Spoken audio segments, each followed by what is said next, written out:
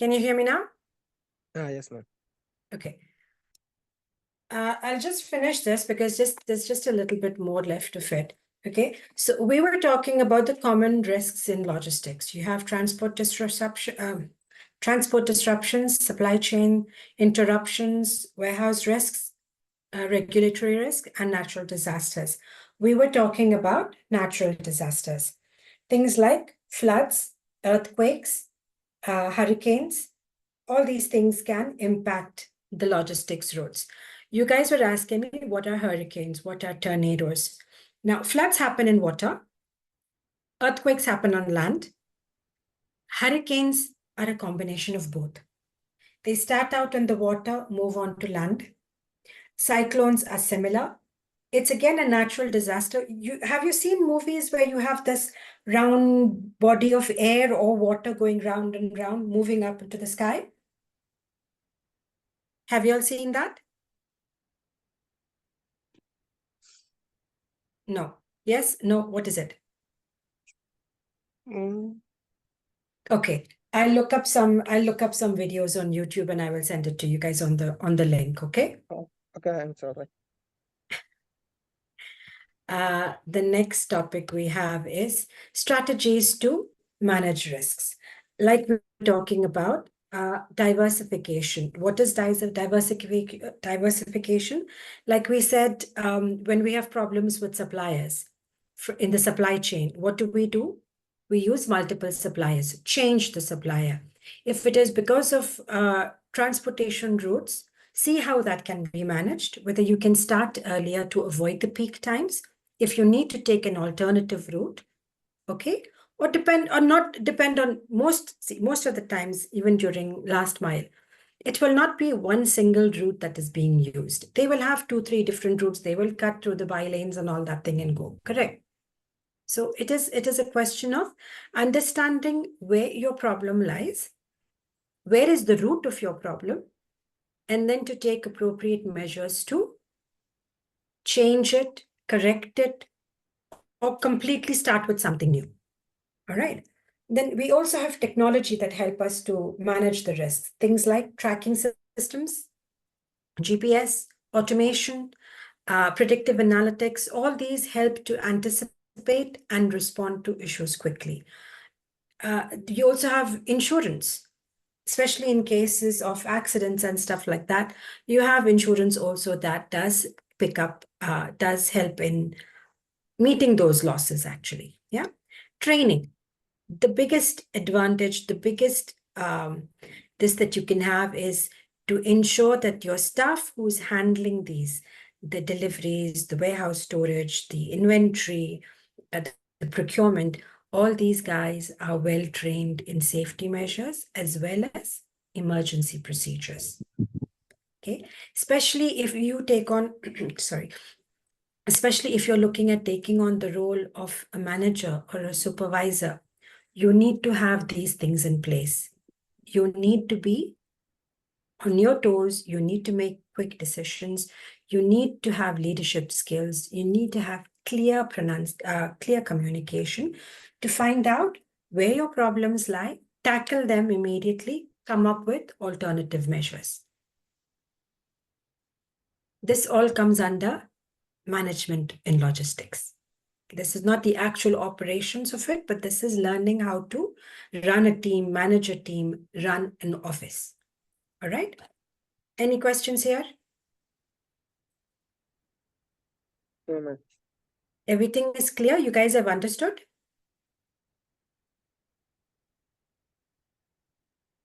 Yes, ma'am. No, ma'am. What is it? Yes, ma'am. Yes, ma'am. Okay. What is predictive analytics?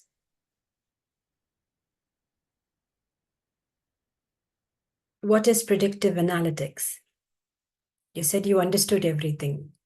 How do you use tracking systems in helping you to manage risks?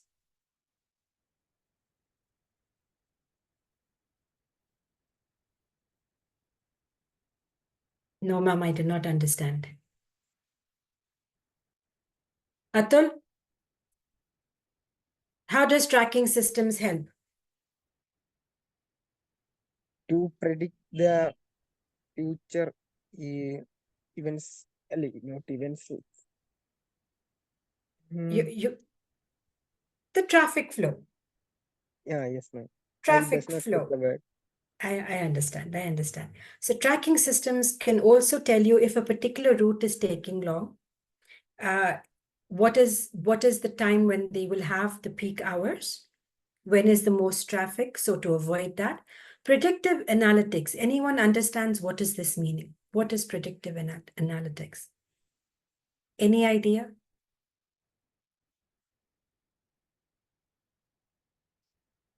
Okay, let's go back to steps, okay? We spoke about data. You remember when we spoke about data, collecting data? Using Yes, your ma'am. GPS, using your radars, all these things. Now, predictive analytics is when you study that data, okay? And you help understand what can happen if you take, like for example, let's take peak hours. We know that traffic is the heaviest on any given route between 9 o'clock and 11 o'clock, because that is the time the entire office crowd is going to work. So if you have an event coming up, okay, say supposing you have a new product launch, okay, and you need to get 500 units of the new mobile to the place where you're staging the product launch. Predictive analytics will help you understand that you should avoid this route between the hours of 9 to 11. So if your inauguration is at 11 o'clock, you need to make sure that your 500 units that you need for the product launch is either there the previous day or before 9 o'clock. Understand the reasoning behind this? Have you all understood why this is?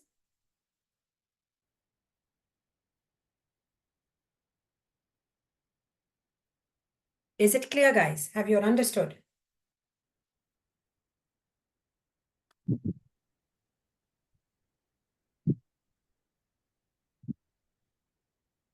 Nobody's there in the class. I'm talking to an empty class. Yes, ma'am. Hello. Did you understand what is predictive analytics? Did you hear what I just said?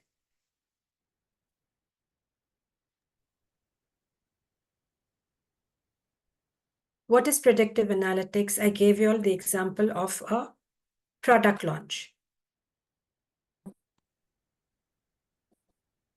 Aditya, can you explain what I just said?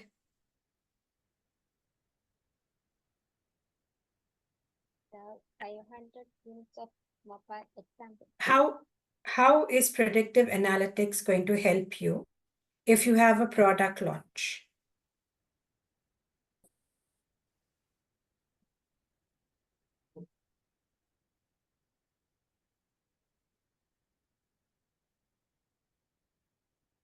I think Atul's, this has gone off now.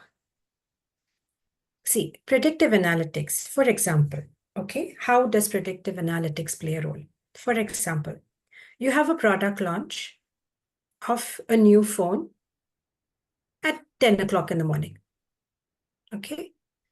You need to move 500 units of that phone to the showroom where you're having the launch, okay? But you need to make sure that these units are there in time for the launch, so which means before 10 o'clock. Now, if you go through traffic for the last 6 months, you will understand that between 9 o'clock and 11 o'clock, there is extremely heavy traffic. So you will avoid doing the stock during this time. You will either have it before 9 o'clock in the morning or the previous evening. How did you understand that you have heavy traffic, that you should not do this between 9 and 11? Because of predictive analytics. Hello, ma'am. Data. Yes, Atul, you're back with us. Yes, my internet is. Yeah, I understood. So predictive analytics uses data of the previous months, whether it is for a route, whether it is for a product, whether it is for a market, whether it is for consumers. It can be used in all these categories to help you understand what may happen in the next few months. Like it can tell you what product will trend. It can tell you what can be the demand. It can tell you whether the particular route you want to use is good at that particular time. Like for example, the product launch. Okay, predictive analytics helps us in understanding where the next big thing will happen. In logistics, it will tell you what can be the next demand.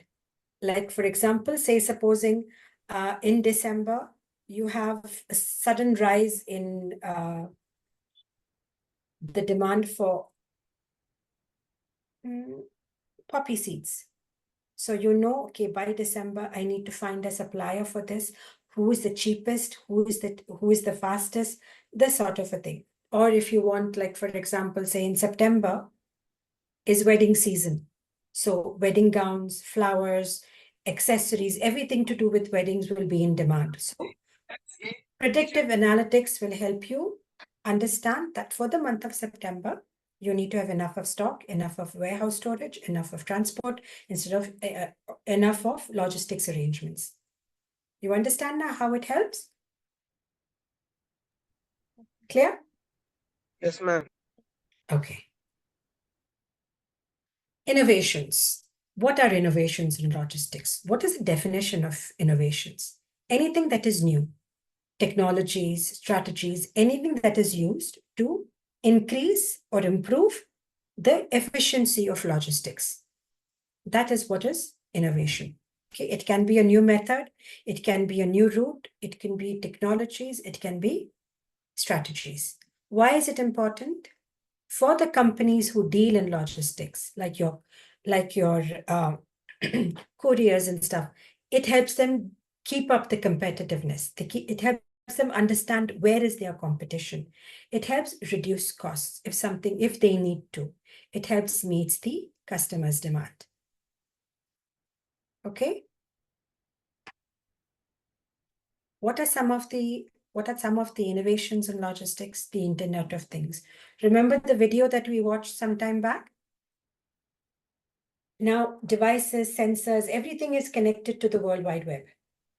Any information used to track, monitor is available on the internet. Apps are there on the mobiles. So everything is becoming internet focused. Everything is becoming web focused. Okay. So this is the next step in logistics where everything is transparent. All right. The other thing is artificial intelligence. What is artificial intelligence? Data that is used to make predictions. Like we said, predictive analytics. Okay. They analyze data, make decisions to optimize logistics operations. Example is there. AI-driven route optimization to find the fastest and the most fuel-efficient paths, because data will be collected. If you take this route, you're only going for about 15 miles. And it is an open road, so fuel consumption. All this is taken into study, especially when you use artificial intelligence. Blockchain, transparency, large amounts of information, large amounts of data is stored on the internet. Okay, blockchains ensures authenticity because how will I explain this to you? Okay, remind me to come back to this on blockchain to give you a proper example, because I want to make it less technical so you'll understand. Okay, then you also have drones, autonomous vehicles. You know, nowadays drones are used for taking long shot videos and everything. Yeah, you don't have a person unless the only human contact is the person controlling these drones. And autonomous vehicles, unmanned vehicles. Like we saw the little robots in the distribution center.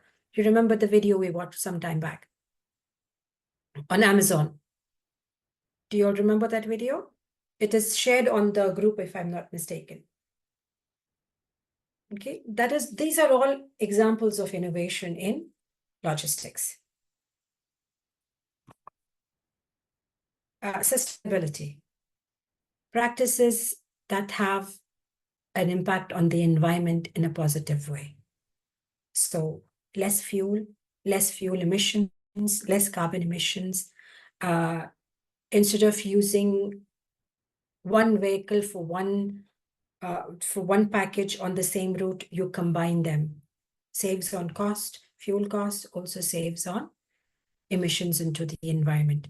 So the logistics industry is making a lot of efforts to make sure that along with their work, they don't further pollute the environment. Even in terms of packaging materials and stuff like that, stuff that can be reused or biodegradable, something that will not harm the soil, not harm the water, not harm the air. This is what we mean by sustainable logistics or green logistics. Okay. Keeping the environment as the primary object. What are the benefits of innovations? It's faster, reliable, saves on costs, customer satisfaction is better because of the tracking, and sustainability, where there is a less carbon footprint. Basically, we are making sure that we are protecting the environment. We are carrying on logistics operations with less impact on the environment, less impact on damaging the environment. This is why nowadays you'll find a lot of sustainable logistics. You'll find this term sustainable logistics being used a lot.